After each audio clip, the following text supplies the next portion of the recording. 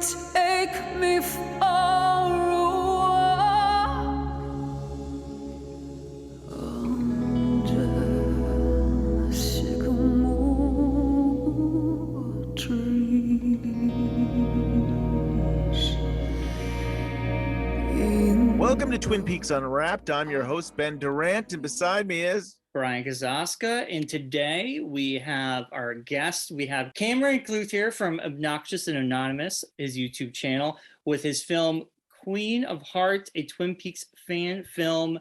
Cameron, it's been a long time coming. How is it going? It's nice to be done with the film. Are you really ever done with anything? I mean, like, well, you know what, to be honest, that might be correct, because my wife and I took a sort of hike near an area where I shot one of the sequences, and I realized that I didn't credit that location in the special thanks. So I went back like that night and added it in. So there's like one extra credit that needs to be put back into the film. That's great. But I told myself it's not a person, and it's not a piece of music. So I think I can get away with it. So right. Well, this is like an epic 4-hour Twin Peaks fan film. I mean, it is something else. I remember thinking like, oh, I'll wait for, it all to be put together. And Cameron, you and I were messaging back and forth. It's like, it's 4 hours. Like, whoa, why didn't I was like thinking, it's a feature film. I mean, I've done some like just a little bit of feature film stuff that were like for college and stuff. It's like, oh, it's gonna be an hour and a half, maybe 2 hours. It's like, no, this is 4 hours. I mean, that is a lot of work to put into that. It wasn't meant to be. I'll be honest with you. I kind of, because the script is, I believe the script's 98 pages. And so I thought, okay, it's going to be roughly around maybe like a Fire Walk with Me length. Yeah. And then of course you add in those Twin Peaks pauses, right? And that's going to carry it over. Also, we had 150 scenes in the script. Now, obviously not all of them were filmed because of the pandemic, but obviously a good chunk of them were. So if you take 150 scenes, and even if one of every scene is 2 minutes, that's going to be a 5-hour film.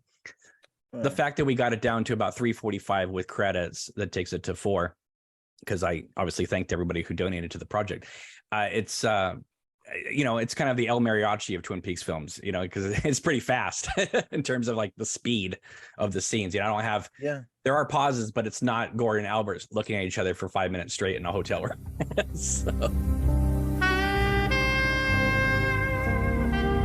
So how long have you been thinking about making this film? I love like the history of how this came about. Like everybody, of our age, saw Fire Walk with Me in the theater. I was a huge fan, obviously, of the series. Couldn't wait to see Fire Walk with Me. Saw it in the theater, and there was, I really enjoyed it. As I said to John Thorne the other day, I had a few sticklers, and because I was, I'm kind of a continuity person, but I really enjoyed the film overall, and I think I really love it now that the missing pieces are out, and especially if you can see the full fan cut right now. Like that to me is like that is what David Lynch intended the film to be, but he couldn't do it because of the theatrical runtime. But anyway, so I saw, of course, the scene of Annie giving Laura the message. And I thought that is really a bold choice, because if you, look at her character in the series, and she's this former nun, suicidal ex-nun, right? It's like, how bad does the world have to be with Mr. C out there? Or I consider the doppelganger at that time. How bad is it going to be out there in the world for her to have to go back in time? Some people equate it as a dream sequence. I kind of look at it as her going back in time in some way to give Laura this message. I thought, wow, it's got to be really bad out there, for somebody who is going to defy time and space, who, believes in God and the universe and all that. And then the ending of Fire Walk with Me with Laura and Cooper in the Red Room, and thinking how bittersweet that they're trapped in this horrible place, but they're safer in there than they are out in the world. Right. So I thought, wouldn't it be cool? So a few months later, I'm sitting with some friends, and they said, if you ever got into a room with Mark Frost and David Lynch, now keep in mind at this point, they were still doing On the Air together and all that. Right. So the assumption was that they were going to continue being partners. What would you pitch to them?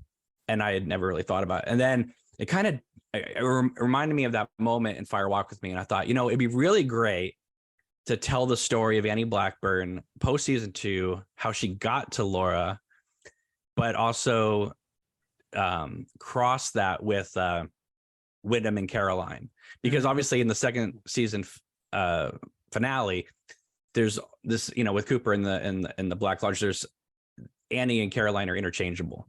Right. And and Annie was kind of set up to be sort of the redemption arc for the Caroline thing anyway. And I thought, wouldn't it be cool to kind of take a sort of a Godfather 2 approach and tell both stories where, Annie's going to get to Laura, Cooper and Caroline and Wyndham are all that tragedy, but it's going to culminate in both women in the Black Lodge looking at each other wearing the same dress. Right. And I thought that would be kind of a cool thing. And that is where it stopped. Right. I thought I kind of just made a mental note, like, that'd be really cool. Never thought in a million years I would do it. Never even pursued to doing it. Never wrote the script, anything. So we get to season 3 and I'm like very excited because I'm thinking they're gonna deal with Annie in some way. They have to. Yeah. Right. I mean, even We all Lynch. thought that. Yeah. Right. Because I mean, David Lynch, even in the book Lynch on Lynch, he mentions Annie visiting Laura. He mentions the fact that it would be like, I think he said something like if someone in the 20s mentioned Lee Harvey Oswald or something like that. So I knew that was on his mind. So I thought, okay, we're gonna deal with this in some way, some form. And we kind of got that scene with Hawk and Truman, and where Hawk doesn't even remember how many diary pages there are because he's completely off on his count. But and then of course, the yellow pages that Laura obviously had to write Annie's thing on that because she already gave her diary to Harold Smith, so they couldn't be included, right? Right.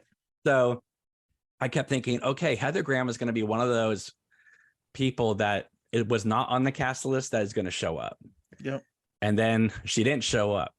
So I started thinking, okay, well, because I think soon after season 3 ended, Thor Omley came out with the Summer House at Pearl Lakes. Yeah. Right. Really good. And it was like, I think it was like a 5-minute, the first one was like a 5-minute short. I think it was roughly around that. And a friend of mine said, you should check this out. And I was like, I didn't know Thor, and I still don't, but I mean, I didn't know of him, and I didn't know the film. I knew someone told me at one at like the Twin Peaks Fest, I think up in Washington when the fest was there.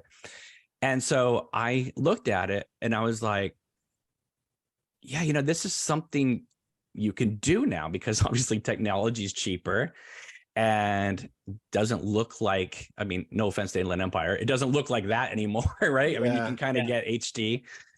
And so I thought, okay, well, that would be an idea. And so I started floating around the idea on my channel because I was, like you said, I was doing daily, if not weekly videos because we were still coming down off that season 3 high, still trying to figure out what the heck some of it meant, right? If anything, even if it just, what did it mean to us personally, if not what it actually means? And I thought, anyway, so I started floating this idea, like, should I do this? Wouldn't it be, I thought this is going to be a little bit more expensive than what Thor did. And Cameron, do you have a video production background? For some reason I thought you did. Do you? I've done films. I went to film school for a little bit, but I also worked in news. Okay.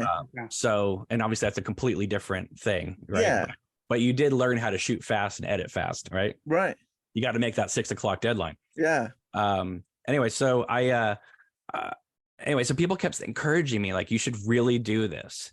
And I thought, okay. And then I got wind that the final dossier was coming out and there was going to be a subject on Annie Blackburn. And I thought, okay, well, this is where this movie idea stops, because I know a lot of people out there would say, well, it's your story. You can do what you want. Yeah, but I'm a stickler for this kind of stuff. I am not going to do something that is going to trample on what Lynch or Frost, even individually, are doing. So if Frost had written something, I don't know, about Annie that completely I couldn't do anything with, this movie would not exist. So anyway, the final dossier is coming out and I'm thinking, oh my God, this is where it's going to stop. And it comes out and it talks about how Annie is in the hospital and she's in there for one day and she's talkative and then she goes completely silent. And I was like, well, I kind of need her to get out of the hospital. That's kind of, but Frost says she stays in the hospital.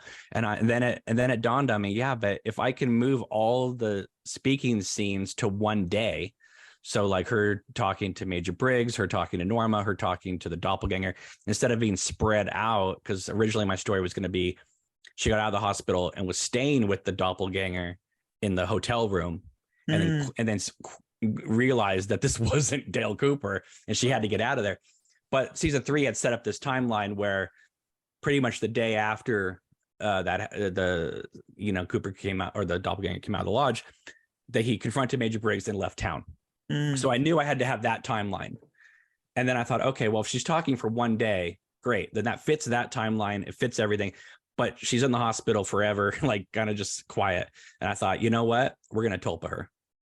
And that's what I did. And so that way it fits in with the final dossier, but then I'm still able to tell my story. And I think I was constantly showing pictures while I was editing the film of Annie in the hospital. And people are saying, how are you going to have a protagonist where she's just comatose in the hospital? Yep. And then once they saw the film and saw what I did, they realized, you bastard, I can't believe you. But it just made perfect sense, right? That you could just do that, especially since she was kind of in a terrible state after confronting the doppelganger. I thought, well, that's where the tulpa is going to be, comatose and frightened. So anyway, so I didn't think anything of it. And then again, the final dossier came out. I figured I could do this. So I started doing the campaign. And well, first thing I want to say, because there's been some misconceptions out there, but is that the first person I even reached out to prior to even doing the campaign and was Sabrina Sarlin. Now, and the reason why I even bring it up is because I didn't know if they were going to do a season 4 or something. I didn't, so I wanted to kind of bring it up. I mean, she'd been on my show a couple times, and I wanted to say, this is what I'm thinking of doing. If there is any issue with this, let me know, and I won't even do it, because I said, we have so many mutuals on, social media. Right. You're going to see something having to do with the film. This is my intent for it. This is what I'd like to do with it. And, she basically wrote back and said, thank you for telling me. I can't wait to see this. Good luck with it. And so I thought, okay, without actually saying, you have permission from Lynch Frost Production, because that's a whole different story. Yeah. It was like, you know what? I'm going to look this way and good luck. and so when I would hear stories out there while we're trying to get the film off the ground, that Lynch Frost Productions is going to be super PO'd about this, and and Showtime's going to come crashing down and stuff like that. It's like, well, I never really was in contact with any of them, but at any moment they could have shut it down, but they didn't, because they knew my intent was not to profit off this, or they knew where I was coming from. Right. And also I think they were kind of like, I get in the back of my mind that they were kind of curious to see what I was going to do with this thing, and I think, from what I've heard, I haven't gotten official confirmation from anybody in Lynch Frost Productions who've seen it, but I have heard that that probably many of them have seen it, and so that makes me happy. Nice. Yeah, it's always good to think or know that they have seen your work or what you've put out there based on Lynch's art.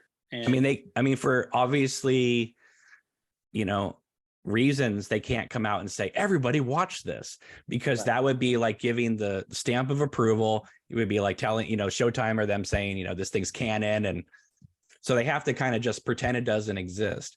But by them pretending it doesn't exist, it's acknowledging its existence.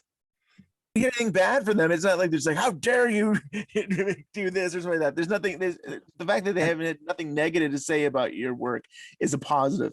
That's what I'm saying. And I think that me reaching out to Sabrina and letting them know what my intent was and what it was gonna.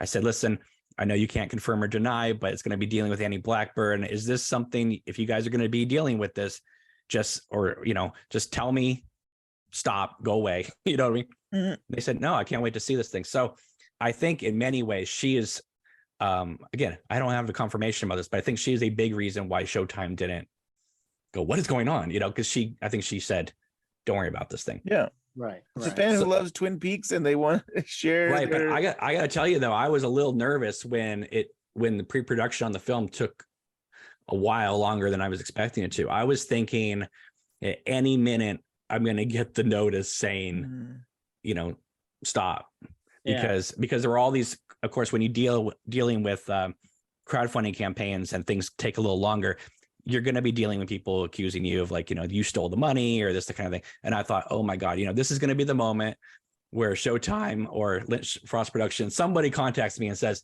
what is going on with this thing, and shut it down. And this is blowing up into a big deal. Right. So I was always nervous, but that never came. And I think because they sensed that I was going to get this thing done by hook or crook. So yeah.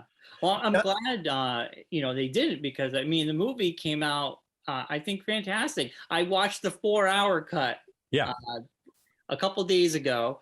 I didn't watch. I like how you have options. People can watch the 5 parts or the 4-hour cut. I went and opted in the 4-hour cut. You're very respectful of all the material, so there would be no reason why they would have a problem with it. I don't think. And I've said to other people that I feel like this film. Listen, I love their work. Don't get me wrong, but this film almost smoothed things over for some people for season 3, and in any way, it just makes people like their work even more. And I've also said, Showtime can completely profit off this. If they want to make little Wyndham Earl dolls or Caroline Pop Funkos or whatever, Annie stuff, it's all your stuff. It's all your material. Go for it. But, it was fun being able to play in the sandbox. And I'm curious to know, just from your point of view, because I know you guys are just massive fans and know this material inside and out. I mean, I know, like when I was talking with Josh Eisenstadt, he was amazed how much I was able to put into the film. Like there's so many, I want to say just Easter eggs, but like this connects to this and this, you can kind of see what if you guys know the material, it's like you can kind of see what I'm doing. Yes, totally. Before we had you on today, and I was saying I was like, I can't believe he brought in the books, he brought in season 3, he brought in season 2, he connected all these pieces. It was very impressive. And I think on someone watching, a big fan is going to enjoy all that. And someone who's maybe not a big fan is still going to enjoy it for what it is. But I think it's also one of those things you can watch again and again and get more out of it as well. Yeah, because people have asked me when should you watch this, and I say you have to watch it kind of after season 3 for it to really kind of make sense. Especially, and we can talk spoilers because it's been out for a while, but especially with the ending, you kind of need season 3 to understand what that is. And of course, I didn't let on to anybody about the ending, so that when that ending happens, I think it surprised a lot of people. Especially when it hard cuts to Cooper and Carrie Page out there, it's like, oh, okay.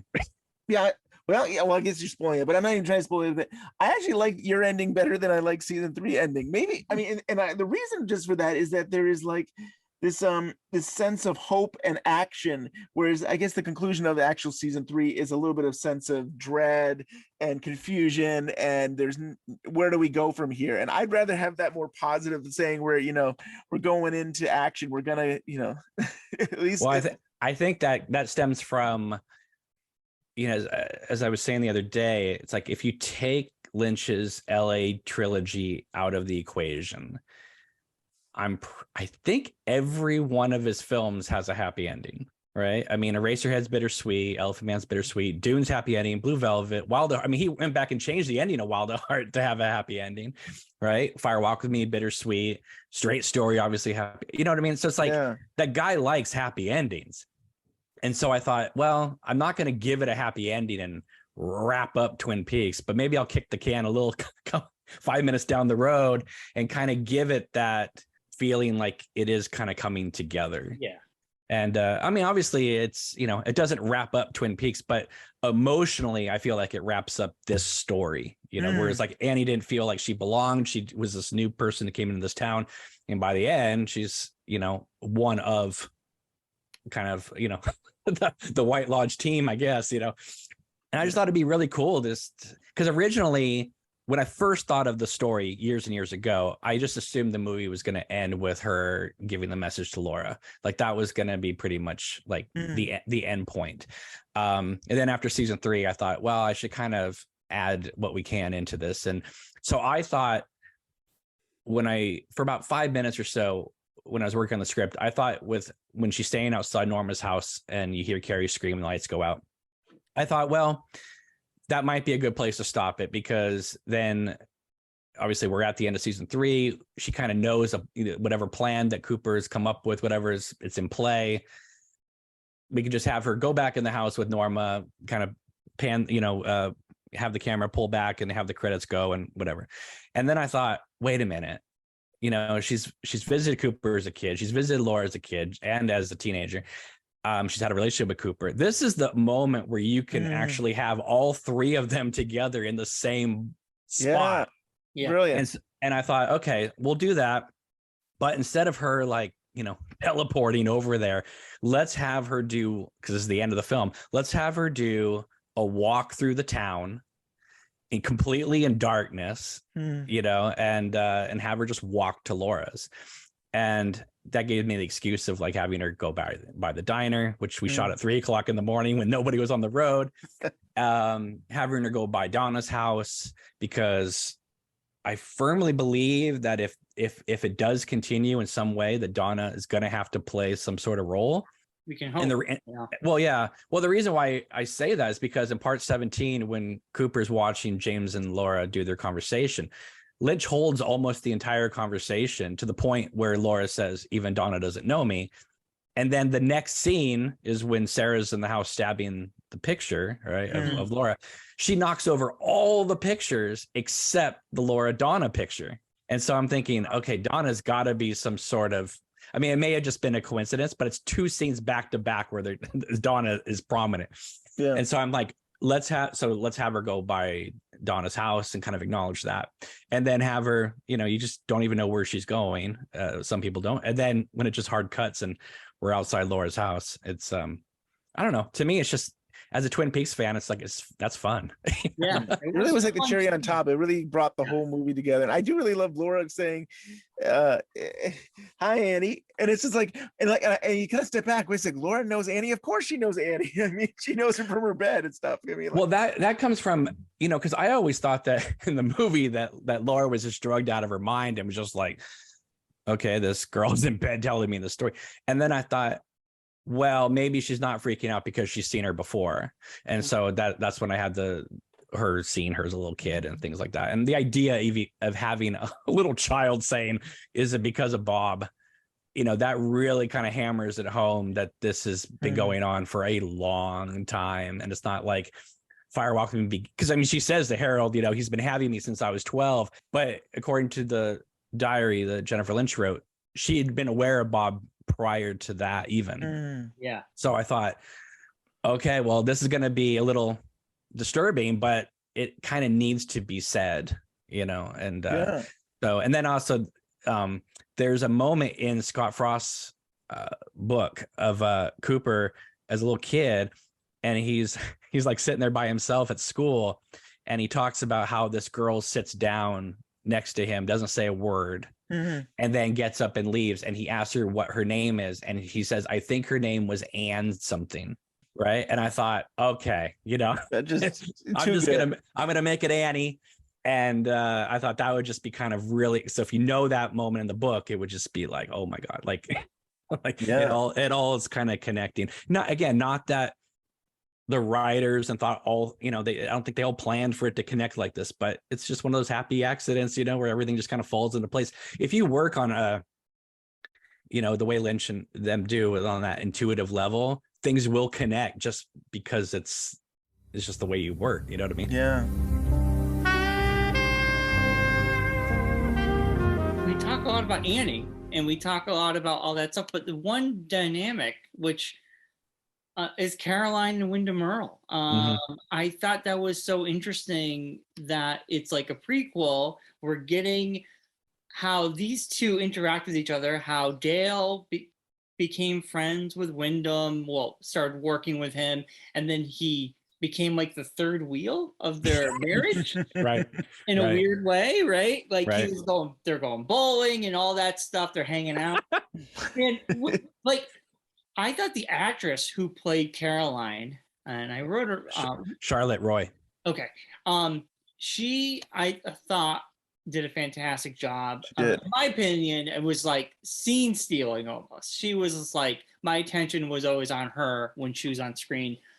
She almost like, this is way off point here, but I was like, she could have played Diane. She looked very reminiscent of Laura Dern. She looked just like the actress though to me from as Caroline. I know there was the something show. about her that like yelled Laura Dern to And me. some Some people think of Nadine when they see her too, you know, because like especially the way she's like slamming the door in his face and all that. Yeah. Like no. One question about her character though, we Ben and myself were talking about this. Is she seemed almost like she had different personalities. She was very outgoing, but like I wasn't sure if this was something that you did intentionally or the way she brought the character to life. Especially the first encounter with Dale, she like closes the door on him and then opens the door. It's like, is she joking with him? Is she playing mind games with them, or what's going on? What did she bring to the character, and what did you have on the page? It was always written to be that. It's just that when you have somebody like act that, it's gonna become, you know, a little more elevated. The idea was that, okay, a lot of people, we never really see Caroline in the original show. We get a black and white little memory flashback of her, and then we see her in the Black Lodge, which honestly is not reality, right? It's like it's a, you know, Cooper's idea of her, and Cooper references Caroline in a romanticized way, right? Yeah. And that's the way you would think about somebody after they died, and so I thought to myself, okay, if I know what people are going to expect. They're going to expect Cooper to walk in the door, see Caroline. It's going to be, you know, star-crossed lovers right from the start. You know, let's keep this secret from Wyndham, and you know, this epic romance. And I'm thinking, no, that's completely wrong. It needs to begin with her slamming the door in his face. It also needs to accurately portray, in my opinion, what being married to Wyndham Earl for 10 years would do to somebody. Right? And because I mean, I think there's a part when you first watch the film, you're thinking, is this the way Wyndham and Caroline get their kicks? Do they like messing with the new guy? You know, right. I was thinking that, yeah. Right. There's that aspect. It's just, you know, it's she, and I knew that her slamming the door, opening the door, slamming the door, what that would do is, one, it keeps us on our toes. It also keeps Cooper on his toes. And now in thinking about the show, if you look at Cooper's character, there is no reason for him, because even in the second season, he doesn't know that Wyndham attacked him. He has suspicions, but he says, Harry, I don't know. Right. So that said to me, okay, Cooper has to be attacked from behind, because he wouldn't know. Right. Also, how could Cooper not see this attack coming? And I don't mean just the impending doom of it.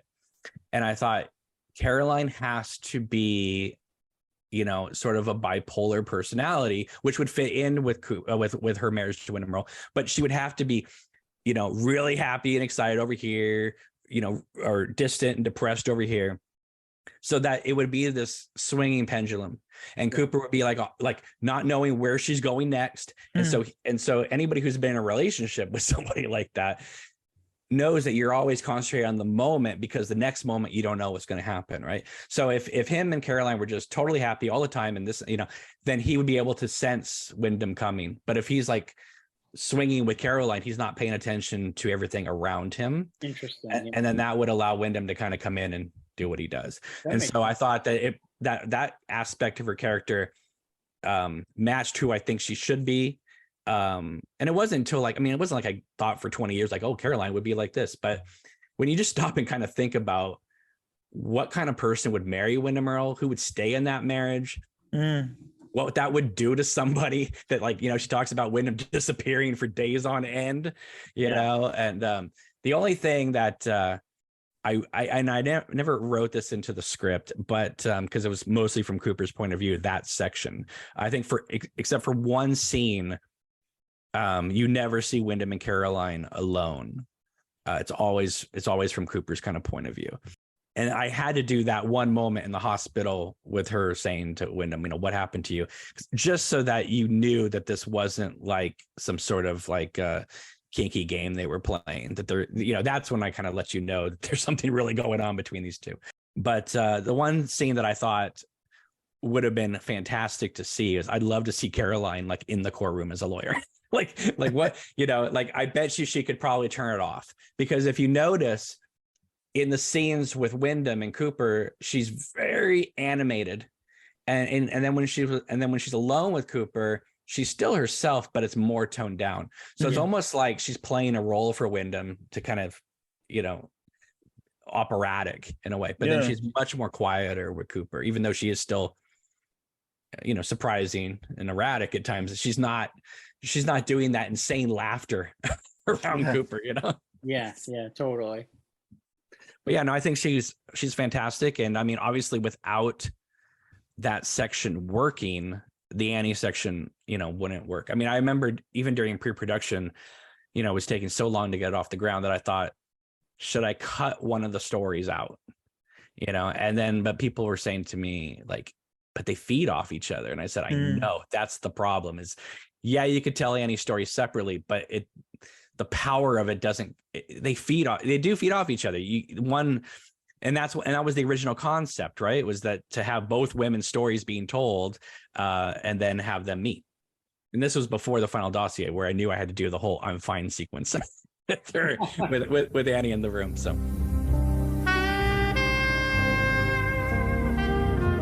I think this is what I love of the story. Is I'm really big into the non-linear storytelling. I think that's why I love that, you know, you go back and you go forward and you're in the middle and you're all in, but it just works well together. It's like I was watching, it's like, okay, you know, I don't feel like it's just disjointed or anything. It just feels like it flows, and the way you just bring it all together really works. I mean, I love it. I really like that. I had music with David Bowie and Chris Isaac and Amanda Seyfried at the end. And that was the idea of like, you know, let's permeate this with you know, Twin Peaks people on the soundtrack as well, you know, and just so that you all, because like I thought Annie's stuff has to be more or less Twin Peaks in terms of music because she's in that area, but Pittsburgh cannot feel like Twin Peaks. It can't, because, you know, Cooper comes to the town and he's marveling at being in this town, right? If it feels exactly like Pittsburgh, why would he be wanting to move there, right? Looking at Dead Dog Farm and all that. So I thought, we got to do Wyndham and Cooper and Caroline's story all with like basically like Wyndham's record collection, like just like needle drops and, you know, things that make you feel like you're in some sort of 60s, 70s movie or something like that. And I thought that would be kind of fun because nobody would ever suspect, you know, that kind of music in this world. But right. I don't know. To me, it's like, because it's Pittsburgh, it works. You know, if you were, you know, needle dropping, you know, Deer Meadow, I don't know if you could get away with that. You know? Right. Right. Yeah, great soundtrack too, by the way. Really? Oh yeah. People ask me all the time, like, well, how did you get away with that soundtrack? It's like, well, I can't make any money off the movie anyway, so you might as well just go all the way. Yeah, why not? Yeah. You know, so. Yeah, it looked like you had a lot of fun with that. I mean, at first I was like, what? This is not Twin Peaks music, but it also is like all the music that you use was the feeling of these characters. You know what I mean? Like you were using music that really was kind of explaining them. Which song stuck out to you as a, do you remember? Well, I mean, the first one, of course, is Caroline, because it's, you know, she's walking down. I mean, there was a bunch of them, but I mean, it's you know. I kind of had to do that one. Yeah. You know, so, but I mean, I love the very beginning, like when you see them at Glastonbury Grove and the ambulance is taking Annie away, and then the titles come on. That's when you, to me, I just feel like that's the most important part of the film in many ways, that first 5 minutes, because you kind of have to convince people that, you know, you're serious with this thing, you know? Yeah. Your opening sequence, you know, I started up and I'm like, okay, this is either gonna be really good or really bad or somewhere in the middle. Right. But like that opening sequence does tell you, well, you're in for a treat. And then you do such a great job of introducing each character, and right away, you know who they are. You know their voices so well that when they speak, I'm hearing Dale Cooper. I'm hearing, you know, Wyndham Earl. I'm hearing them through their dialogue. And one piece of dialogue stands out. Major Briggs. Yeah. I loved his saying. It's so funny because now that I'm in my 40s, I kind of relate to what he says. Well, that's the funny thing about time, actually. It's all relative. When you're young, time is something that seems to go on forever. Remember when you were a kid, how one whole day could feel like a lifetime? I do. Then, as you get older, time has a way of stepping on the gas pedal with all its might, so that the days in between the important events in your life feel like an eye blink. That's depressing. It's actually not as bad as it seems. Sometimes it's a blessing to go through life faster and faster. How so? That way you're not dwelling on the past and what you could have done to change it. And all those days in between just fly by. And I'm like, Jesus Christ, did he just read my mind? And I'm like, but that was your dialogue. That didn't. Some of the stuff I sensed from other material of Twin Peaks, but that dialogue seemed original. Oh yeah. Absolutely. That whole scene between Annie and him at the hospital. It's kind of like when that first dropped, someone contacted me and they said, "This feels like the way season 3 would have been in 1991." Like if they had continued on, it's like that almost seems like a natural scene you would see at the premiere, you know? Yeah. Because it just makes sense. I mean, why wouldn't Major Briggs and Annie, you know, communicate? They're the only ones that have come out. That's true. And you incorporate the Bookhouse Boys more, which is something I think the fans have always wanted more of. We have, Ben and myself, have always wanted more of the Bookhouse Boys. Yeah, the secret society. Why aren't we using them more? I mean, like, yeah, they're like. Well, I'll tell you one thing. There was a lot more of them in the script, but because of the pandemic, we had to cut all of them out except the one that Annie talks to. We were because at one point in the film, the character of Dean is bringing Annie to the station, and so we were going to have a scene in the station with Major Briggs, and it was going to be like you know how like right before the Miss Twin Peaks, that, you know, they're like how there's like Bookhouse Boys and military people in the sheriff's station. They're all like running stuff about Wyndham Earl, and yeah, they got those VHS tapes and everything. I thought that's what I wanted. I wanted to have kind of a flurry. They knew that something horrible had happened, you know, the doppelganger's out, whatever. And we were going to see inside the military. And that's when Major Briggs was going to talk to Annie about what they wanted her to do. Well, pandemic happened. We couldn't have more than, you know, 5 people at a time together. We lost the location. And so, you know, Maddie, who plays Annie and helped me produce the film, she said to me, well, what are we going to do? Because it's kind of a big scene and we hadn't shot it yet. And I thought, well, how about Dean's walking you guys to the station, and then we'll just play off that moment in episode 16 that Tim Hunter directed where Major Briggs is just standing in the pathway, right? And I thought, we'll just do that so that we'll get the information out to you that way. And so that's kind of a condensed version of when they meet him in the woods and they talk to him. That was supposed to be like in a station with a lot more people around. And then we were also going to have a moment where the Bookhouse Boys were going to form like a perimeter around Annie at one point and lead her into the woods to Jack Rabbit's palace. And again, we couldn't do that. So we changed it so that basically we to that scene in the film where she lays down on the bed and says the prayer and then closes her eyes, and then she's in the red room. so that eliminated about 20 minutes of film that we never shot. We couldn't shoot it. Right. But I thought, if I ever did a sequel, I'd figure out a way to put that in, which is never going to happen, folks. But yeah. Let's petition. We want our sequel here. no. But anyway, you talk about locations. I mean, you did get yeah. a lot of great locations. You mentioned Jack Rabbit. I mean, that is really cool to be able to get that scene before of what's happened to it now, where it's pretty much gone. It's gone. Yeah. And, just to film there and it was kind of magical because it just ended up being that we were able to shoot it roughly around the day that it would have been in the show by the show's timeline in terms of like late March, right? And so it was so weird because everywhere else it was like the ground was fine, but just around Jack Rabbit's palace there was the snow, like right around there. And I thought, because that was one thing that always bugged me about Fire Walk with Me, as much as I love that movie, is that Lynch shot it in the fall and not in February and March. And fall in Snoqualmie, North Bend looks nothing like February and March. If you look at the pilot, okay, there's snow everywhere in that pilot. And you look at the mountains, and then you look at the fall in Fire Walk with Me, and it looks like, a pleasant fall day, right?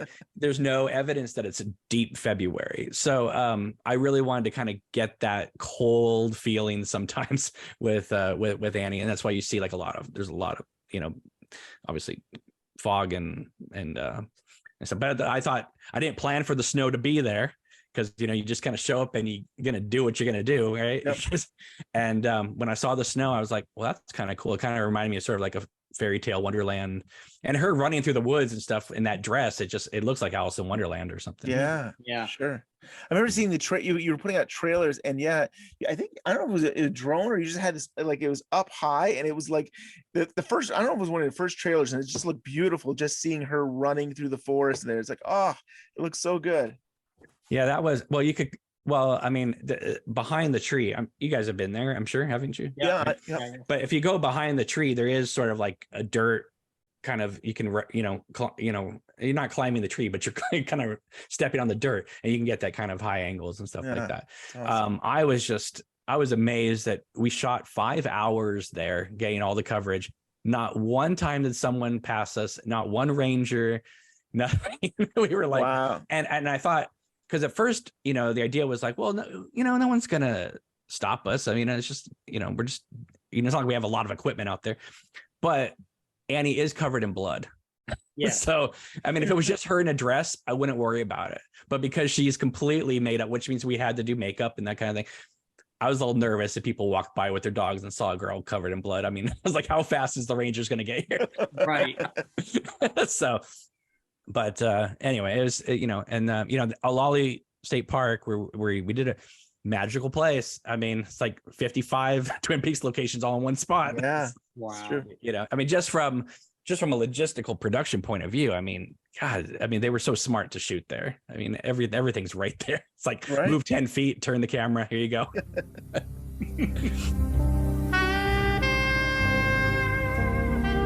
And I do love that you connected things that I think some of us fans always thought. I mean, they don't actually say in season 3 the White Lodge, but I think we all assume that the fireman is from the White Lodge. And I love that you have Annie as the agent of the White Lodge. And I think that was brilliant. The implication is that Freddie is one and Cooper is one. And so I thought, okay. And then obviously Laura or Carrie is gotta be one, because she was like supposedly birthed there. Mm-hmm. So, I thought, Annie would be sort of this other, and she would sort of have the empathy that the firemen would want, because her coming from a religious background and that kind of thing. And so just the idea of like having all three of them together, and Freddie kind of like, at the command center, talking to them, wherever. I thought that's kind of fun. And I don't know. And just from a Twin Peaks like fans perspective, it's just like it fits. I mean, it's just one of those things where it's like, I never said to people like, accept this as canon, but one of the pitches I made about this was that if you are a fan of the show, it's not going to take away from your fandom of the show. It's not going to say you have to get over this hurdle in order to accept this. It's like, it's going to be, as someone said to me, it's actually plays like a giant missing piece to to the whole thing. And right. And the idea too, it was like, towards the ending, having Annie telling Cooper, Wyndham Earle's right over there, right? And I love that. in the diner. And yes, it works as a joke because you've been built, the movie's been building Wyndham Earle as this, and the show did too. It's this formidable foe. And basically it's like he's taken out because one girl told Cooper, he's right over there. Yeah. And then that frees up the entire back half of season 2 so that Gordon, Major Briggs, and Cooper can make their plan about Judy. Because that was the one thing that bothered me about season 3 is like, when did they have time? Because Gordon he showed up, gave the gun to Cooper, and then he's flirting with Shelley the rest of that episode. Yeah. Right. Yeah. Right. And so I thought we need to give them that excuse to have that meeting, and that gives them 4 episodes or and they don't have to worry about Miss Twin Peaks or any of that stuff. So it gives them the rest of season 2. And so I thought, okay, that's kind of a fun thing there. But I have to ask you guys, since you've worked with Kenneth Welsh before his passing, what do you think he would have thought of this? Do you think he would have enjoyed this movie?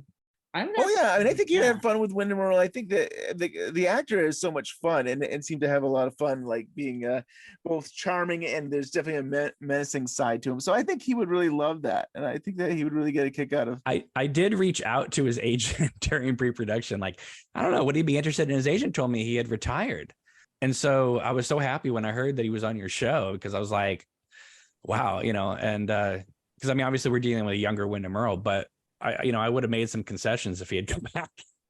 So. I know it's funny sometimes, when we try to reach out to agents, we get nowhere. And with him, he was on Facebook, and I just messaged him through Facebook to do some stuff for us on the show. But sometimes it's one of those things. Is like, we want to be professional and go through their people, and then the people sometimes don't even bother to reach out to their their clients and stuff to even let us know things. So it's That's too bad. Yeah, it would be kind of cool if he would have. I mean, you mentioned Charlotte as Caroline. I think Paul as Wyndham did a great job. I think you kind of believe him.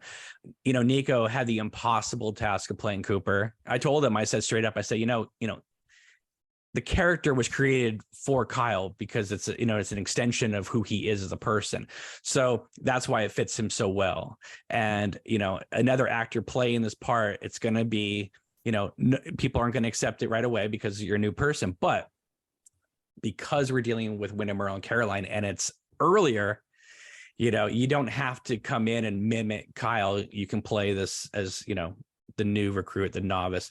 And I had him cut his hair, not like Cooper, but as Jeffrey Beaumont in Blue Velvet. So that it would. He was charming and I thought he came off genuinely in love with Caroline, and I thought they came out very passionate together, so it worked. Yeah. No, yeah, but I mean, I got to tell you, the sleepless nights of, you know what I mean? Like the fans are going to kill me. And I said, listen, I'm going to protect you. I'm going to keep you in this bubble where it's like, I'm not going to let you get too far away from where Cooper needs to be. And I said, if you just trust me, you're not going to fall on your face about this, and I'm happy to see if people really do like him, because he's not competing against Kyle at all. He's doing his own thing. The only scene is the season 2 diner scenes, which we had looked forever to find a diner and we couldn't find one. And so we ended up doing it in this like really rinky dink little place, which I mean, it was cute, but it didn't really work. But then, do you know Maya Lundgren, the artist, the Twin Peaks artist? I'm sure you've seen her pictures. I know the name, everywhere. Yeah. Anyway, so she and I know each other, and she says, you know what I've been working on? I said, what? I've been working on a complete 3D diorama of the Double R Diner. And I said, what does that mean? She says, well, basically, wherever I decide to set up my angle for my illustration, that it will configure where in the diner it is. Right. And so I thought, can that work in like film? And she goes, probably. And so the effects guy, Ben, that I was working with, Benjamin Oliver, he cut everybody out of my footage. Because we didn't green screen it. So he had to cut everybody out. Wow. And then he put them in the diner. So they're in the exact spots where they would be in the Double R Diner. And, I think it's, I didn't even know that was a special effect. I just was like, they're in the diner. Like, I wish, but that would have been a whole lot easier. Yeah. What was your favorite part of making this film? I mean, I think one, the fact that people believed that I could even do this, right? So people believed in it. Pre-production was not my favorite because there was a lot of work, and I guess we didn't realize how much work it was going to be. We figured, okay, Wyndham Caroline's house, Annie in the hospital, and then the rest of us kind of like everywhere. But again, we didn't think it was going to be a 4-hour film. So it's like when I was editing, I was like, oh my God, this thing is huge, but anyway, so pre-production was really hard because we had a lot of actors jump on and then realize, oh, this is going to take a while, or, some people think it's like, this is going to be really fun, right? Yeah. Because for legal reasons, we have to call it a Twin Peaks fan film. So they think it's going to be silly and have some cherry pie and coffee. And of course, anybody who watches the film knows, oh my God, these actors are really going for actual like emotion, like Annie breaking down outside Glastonbury Grove and yelling, I'm sorry. Like, it's like, that's not campy. So that was hard. But once we got the film off the ground, it moved super fast. Because we primarily shot on weekends, but once we got the cast, it just moved until we had to shut down because of the pandemic. Yep. And then we came back in the summertime, finished up about a week's worth of stuff. And then it took me a year and a half to edit it because I had to wait until the vaccine came out for people to come over and do the ADR. So it just, you don't even think of that, right? The voiceovers, right? I mean, for people that don't, right. They had to add their voice back in.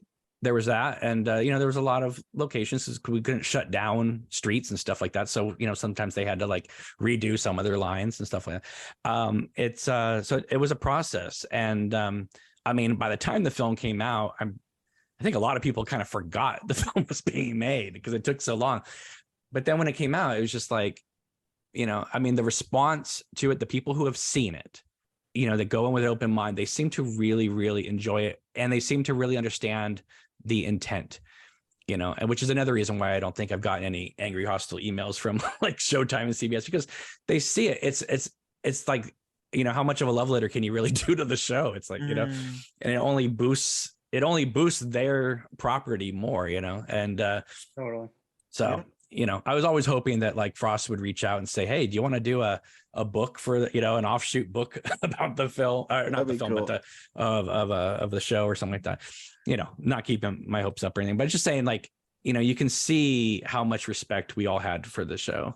And, and I think the actors did really great. And, I couldn't be more proud of it. I'm glad it's done though. That was, I mean, my favorite part was when it was like, it's pretty much done. Thank God. You know what I mean? And like, I mean, when I put out the trailer, I was super nervous. Like, what are people going to say about this thing? Cause are they going to just completely trash it? Right. But I think the visual, I mean, like there's a moment of Annie at the church, right? I mean, just for anybody who hasn't seen it, about 10 minutes from me is the church where they shot Vertigo. And so it was the day of the pandemic where we were going to go on lockdown. Nobody was there. So we went up there and shot that sequence of Annie there. And I thought, well, it has to be there because Vertigo is a crucial part of Twin Peaks with Madeline and Judy and Ferguson. Yeah, right. And so let's shoot it at the location where James Stewart and Kim Novak were. So that's kind of fun. That's definitely an Easter egg there. Yeah. We need to go into all the things that you wrote the script, you were the director, and you were the camera person and the editor. I mean, that's a lot of roles. It's a lot of hats to wear. I don't think people understand all the work that goes into one. Well, person. You do one at a time, right? Right, but still. So the script, because we had so long in pre-production, I was really able to fine tune that script exactly. I mean, it was pretty much ready to go, like a few months in, but when you have so much downtime, you would be like, oh, yeah, that's a good line. I'll change that. What I mean? So by the time we were ready to go, we had it. I felt like, when you watch the pilot and the second episode and the third episode before Harley, I love Harley Payton, but when it was just Lynch and Frost for those first 4 hours of season 1 of Twin Peaks.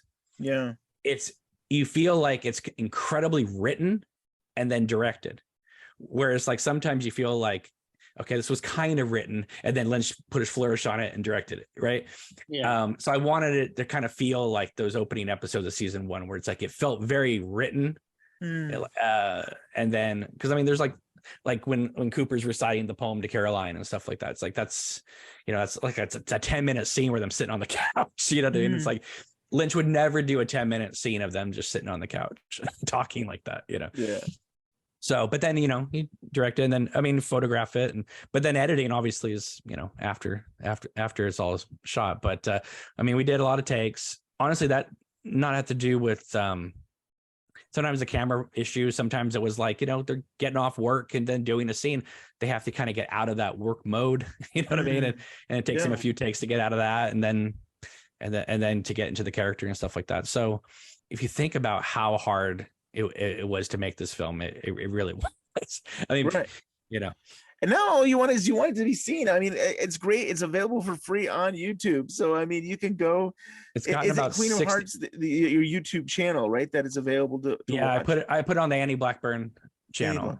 Yeah. And it's gotten about 60,000 views so far, nice. Which is great. That's great. But at the same time, though, I mean, when TwinPeaks video has 2.5 million, it's like, I feel like that's just clickbait. It's like, all the answers are solved, and it's completely clickbait. I wouldn't have I would never title a video that, but that's just me. Yeah. You know what I mean? Because I don't know. It's like you're asking for trouble with doing that kind of stuff.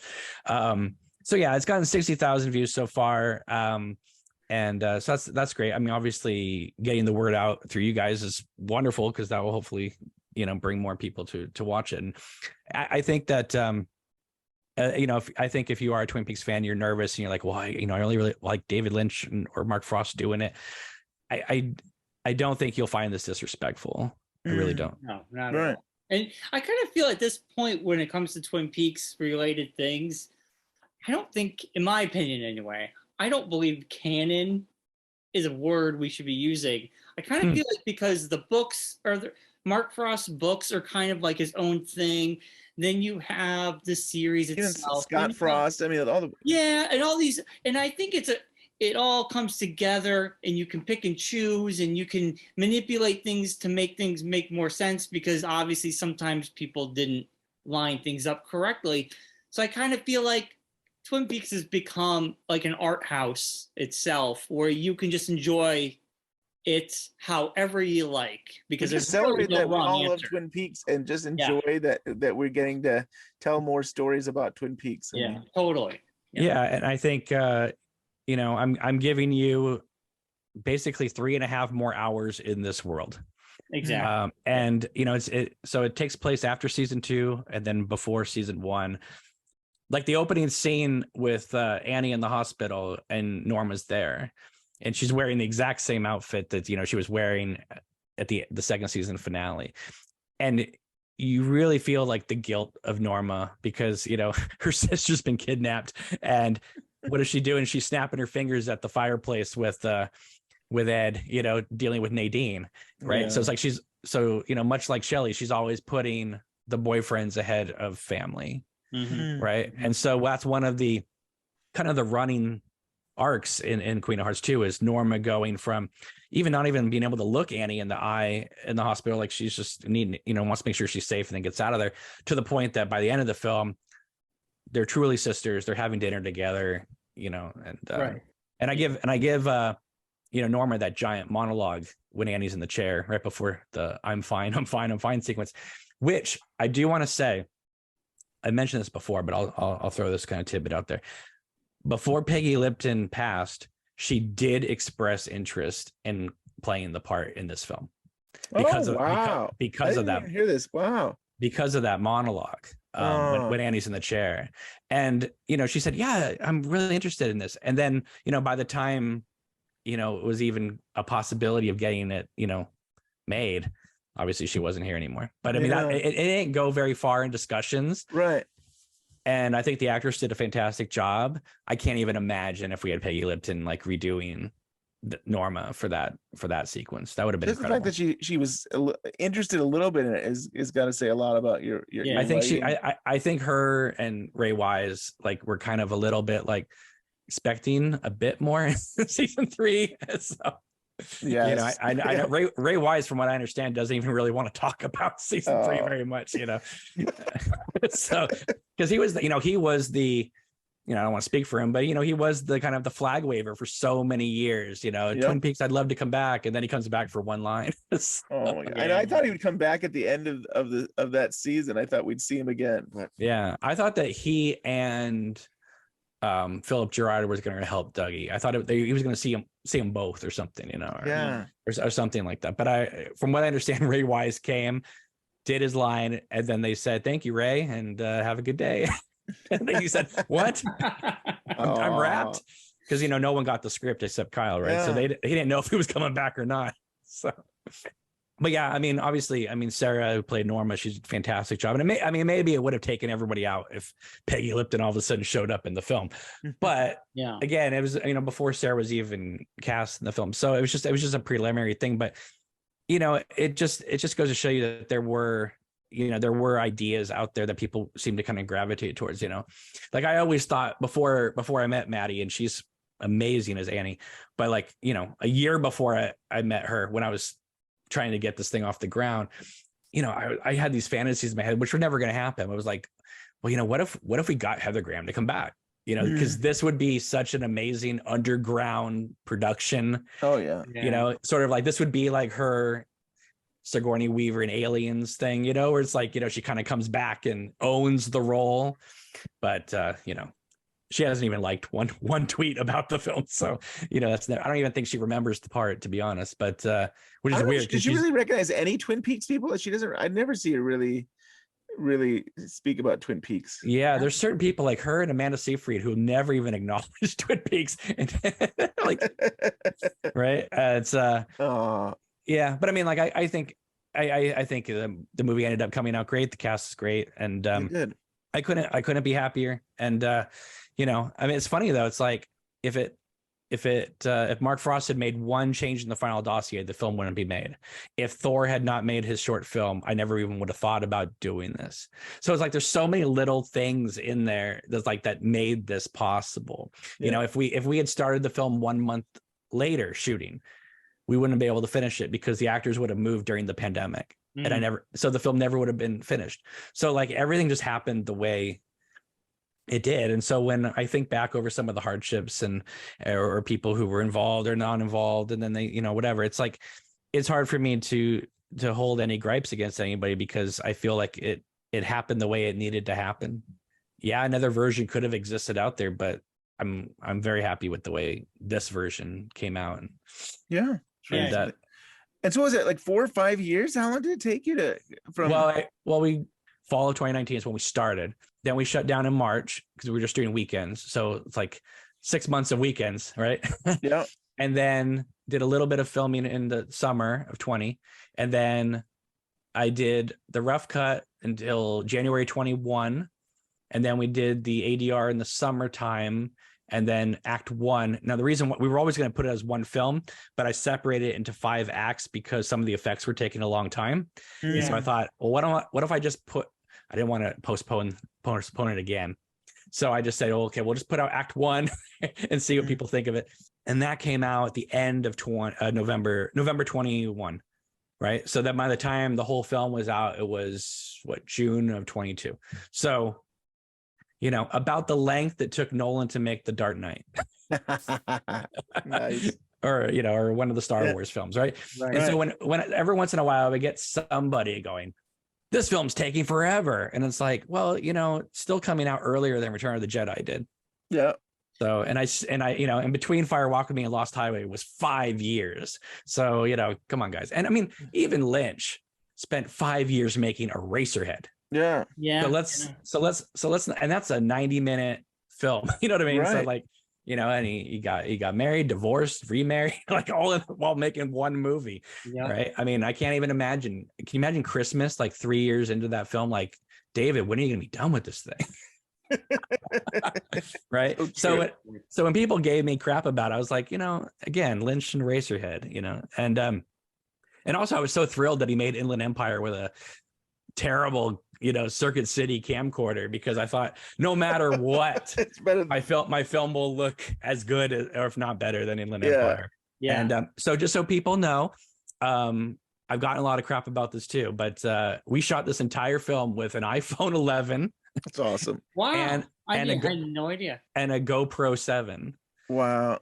Isn't that So something? Great. It looks great. I was saying that the lighting looks good, the framing is great, the quality of the video is excellent. So wow. It moves like the scenes, like you almost forget you're watching a fan film because sometimes you know the difference between a fan film, but yours, the production value is very high. It looks very high. It's very well. You're knowledgeable in doing what you're doing, so it looks really good. And I had no idea you used an iPhone. Well, I mean, here's the thing. We wanted to be able to shoot in places that maybe we didn't have permits for. Yeah. And so instead of like, bringing in all this camera equipment, if you go in with a phone, no one's going to say anything. Right. But I mean, talking about production value, we got a hospital to let us shoot there. I swear to God, I thought that was like a room. You put up a curtain because I was like, that's an easy one and done. But I didn't know you really shot. Well, I mean, that doesn't look like a bedroom, does it? That room, because you can see the bathroom door and But like when her and Dean escape from the hospital, you see them running down the hallways of the hospital, and the nurses with the Tulpa Annie and all that kind of things. And I think that my wife goes, that to me is what gives it the value, because it's like you realize, oh, it looks like you're really at Calhoun Memorial Hospital, and again, putting Annie. You're not green screening her. She's at Jack Rabbit's palace. You know what I mean? Like, so it's like, so, that's where, we had, like, we would get costumes, either Goodwill, or we would go to costumes like Amazon. We would wear them with the tags, return them to Amazon, get our money back, put that money into other stuff. Nice. So we were able to like make the budget bigger than it was, because we knew, okay, we only need this dress for this moment here, so we'll get this and then we'll return it. So you can stretch it out, and that was kind of a fun thing just from a low budget point of view. It's like, how can we, like, there's a moment where Caroline disappears for a while, right? And she comes back as a prostitute, and that's taken from Scott Frost's book. And I wanted it to be where Cooper and Wyndham Earl like pick her up at sort of like a police station, and she was gonna be in an interrogation room, and then that scene was gonna happen there. We couldn't find any interrogation room that would work. We were looking for those, those cinder block rooms that you would see back in the old days. All the new interrogation rooms look too modern and nice. So we couldn't do that. And then I thought, well, because Wyndham's probably responsible for her disappearance, he would want to make the exchange as private, as low key as possible. So let's have them do it like at a seedy motel. And then so we ended up shooting it at a seedy motel. But the lighting behind Caroline, I mean, it just looks like a scene from Inland Empire where, and in fact, she even quotes Inland Empire in that scene. But I mean, that surprised a lot of people when she disappeared and then comes back as a prostitute. It's like, but it was in the book. It was in the book. Yeah. It was in the book. And, it's, and of course she had to go through something because, according to the show, Wyndham and Cooper were assigned to, be on her detail. So, there was all that as well. And, I mean, just seeing her and then Annie in the same dresses and stuff like that, was really something, because it's like, it's one thing to like think about it, and then you see the actors standing in front of you wearing these dresses. It's like, oh my God, like we're really making this. Like, this is crazy. You got a lot of great outfits that really bring you back to the series. It's like, wow, that's pretty close to what was on the show.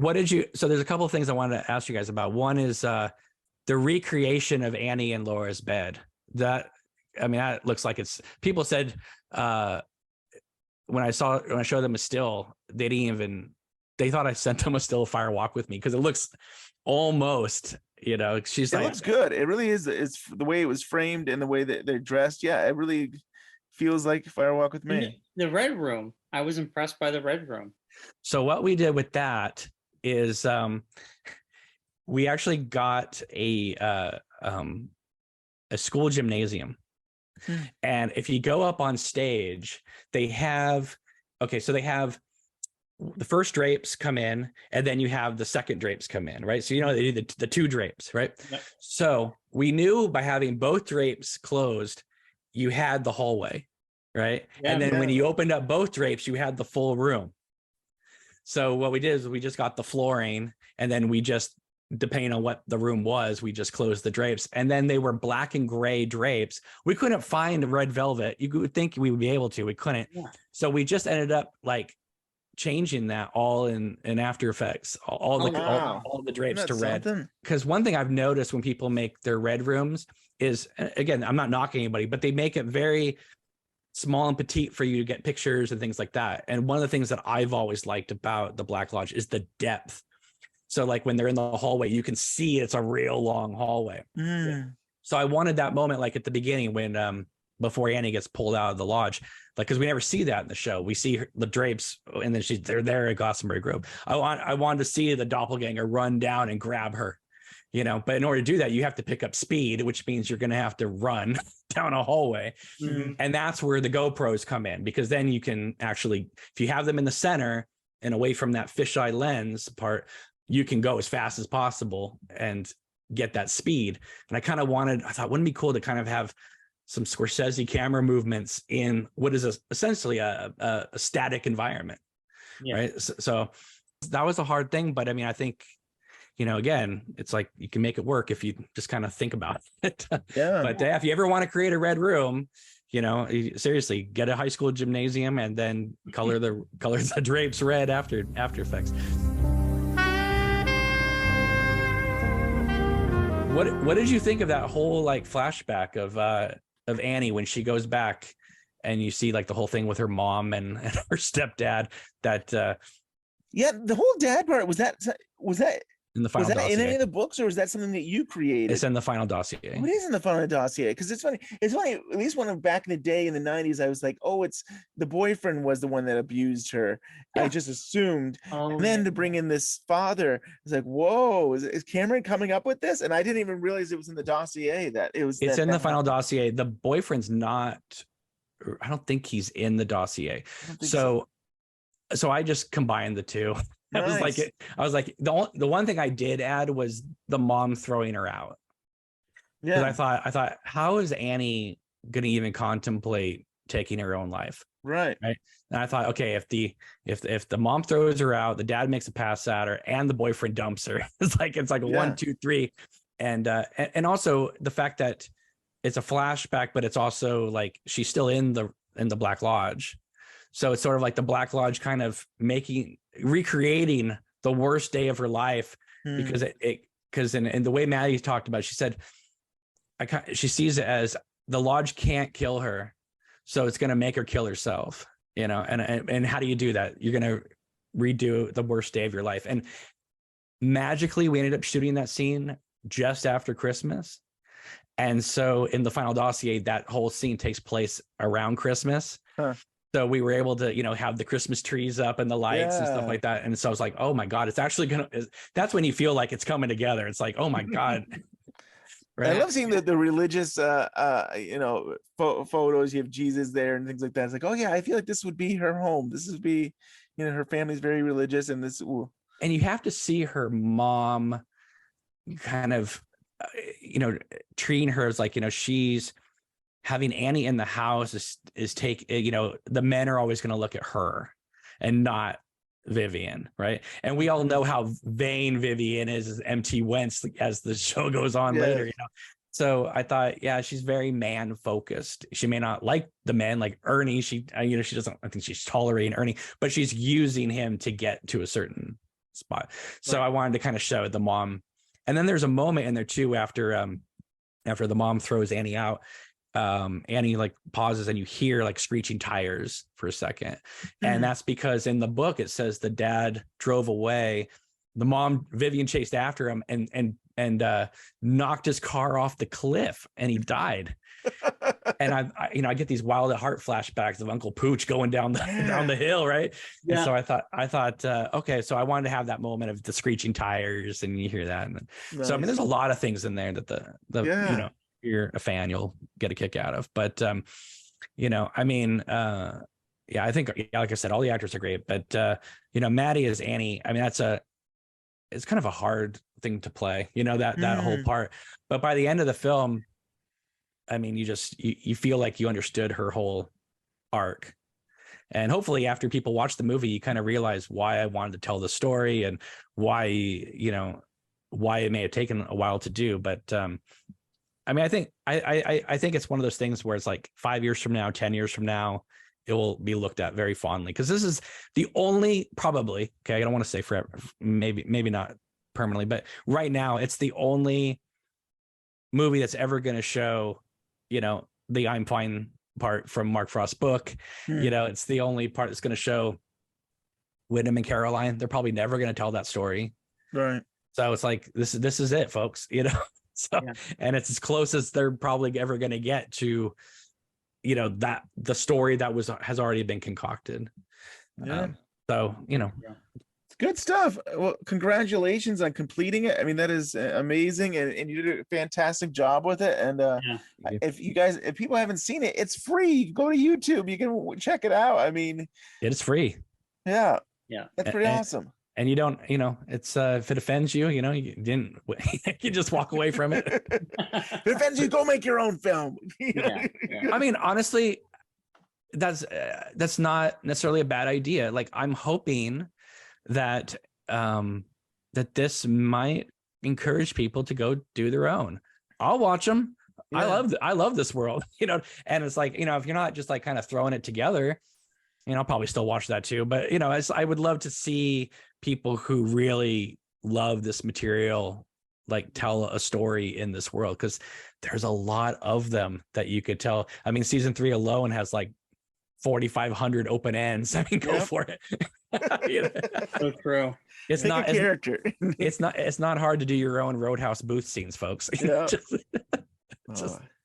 You know. So what's next for you? I mean, do you have any ideas about maybe making another film, or are you sticking? I'm working on stuff, writing some stuff. Again, it all depends on, you know, just like what you think you can raise, and, you know, because that's a big part of it, and and who you think you can, you know, get for it, and you know, what do you want to spend a year of your life making? You know, I mean, it's I mean, I love this material, and you know, but when people ask me like, oh, would you ever do another Twin Peaks film again? I said, maybe if I had, like, you know, the studio behind me. You know what I mean? Like, you know, if Frost and Lynch was like, I don't want to do it anymore, but get some young up and comers to do it, you know, like, I'll gladly throw my hat in the ring, you know, but I would never try and do this again for $20,000. Yeah. You know, it's like, it's just a lot to, you know, it's a huge production. We had no crew. It was myself and Maddie, like, doing everything. If an actor was on set and they were able to help out, they would like help us carry some stuff or whatever, you know, but it was pretty much, you know, us and a couple people helping without hair and makeup, you know, and that was it. We had no crew. I mean, imagine if we had a crew. Yeah. You know, so, you know, great. So, well, I appreciate it, because honestly, it's like, I love hearing people's reactions to the film, but I've been really curious about, you know, people like you who actually, not saying the other people don't, but like, you guys have been doing a podcast for, you know, a long time about this show. You know, this show ins and out. You've talked to so many of the cast members. You put out a book about your show, right? I mean, it's like, I really wanted to hear what you guys had to say about it. I was most impressed with, you did your homework. I mean, you really knew, the material, you knew all the books, you knew the shows, and I love how you just incorporated that in. And as a longtime fan, I was like, yeah, this is good stuff. Well, thank you for that. And again, just I mean, just the whole Cooper Caroline stuff, that alone, I think, is worth the price of admission. You know, take the Annie stuff out of it. Again, it's like the idea of, well, I could have cut it in half and just made one of the stories, but I think the film needed to be both. Otherwise, it's just, what are you doing? You know, if it just ended with Caroline dead, what benefit does that give us? Right. Oh, it's definitely it's richer to intertwine these two and see how they kind of collide. It's definitely right. And it's not like combining Caroline with Little Nicky or something. I mean, Annie and Caroline are intertwined from the very start of season 2. I mean, again, it's the failure and the redemption arc, right? Mm-hmm. You know, I didn't write it in the script, but you know, if I could have had if I had, like, you know, a bigger budget and that kind of thing, I would have loved to have restaged the Miss Twin Peaks contest, because I would have loved to have seen Lana win. right? Because Annie's no longer in the running, right? So Lana would be the winner. and, and I would have just loved to see like Annie and Dean just like having some punch to the back going cheers. Like That'd be great.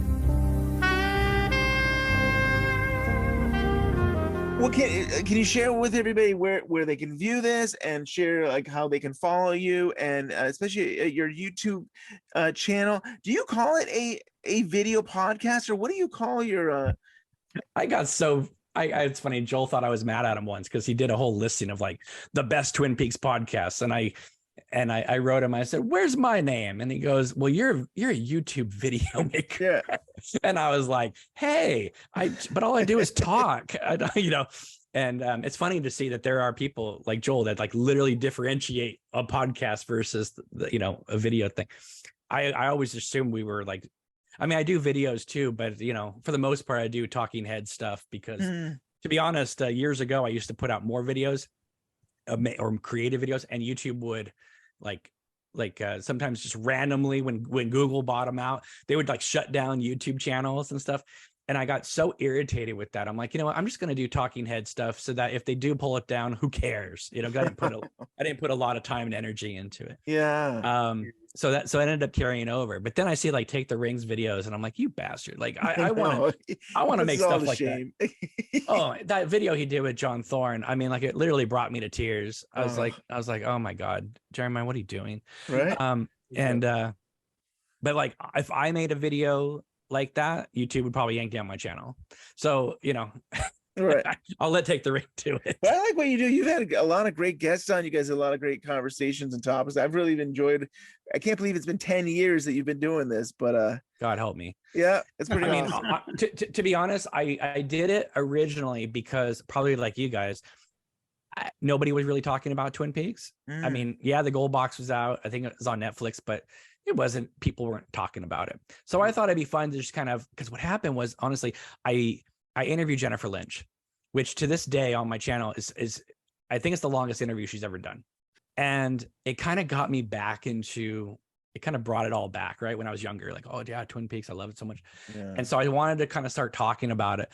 And then after about a year or so, it's like, I'm done with this. Like I've talked about it to death, right? There's only so much I can talk about season 1 and 2 about in the movie.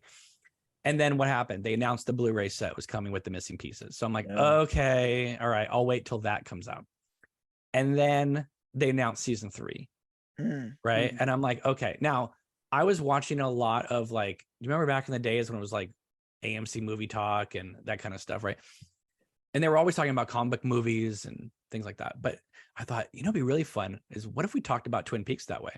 What if we got people built up like, the play-by-play, like they're going to do, and so we started doing that, and that got us, people really liked it. I heard from people who worked on the set that they would watch the videos.